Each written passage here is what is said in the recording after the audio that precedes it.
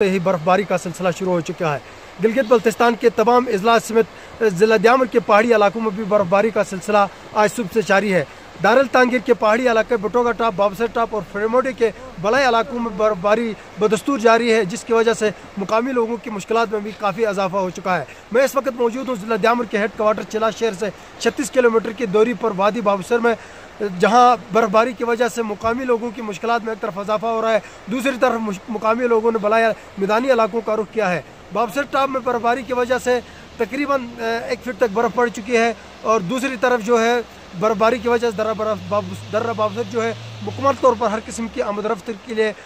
बंद हो चुकी है और इस वक्त यहाँ पे 1 फीट से ज़ायद बर्फ़ पड़ चुकी है और ये बाबसर कागन रोड जो है ये आइंदा 6 माह के लिए हर किस्म की ट्रैफिक के लिए मुकम्मल तौर पर बंद हो चुकी है। ज़िली इंतज़ामिया और पुलिस ने मुसाफिरों और सयाहों को इंतबाह किया है कि वो बाबसर रोड पर आइंदा 6 माह के लिए किसी भी किस्म के सफ़र इज्तनाब करें, ताकि किसी भी किस्म की कोई नाखुशगवार वाक़ात का भी सामना न हो। दूसरी तरफ बर्फबारी की वजह से बाबसर के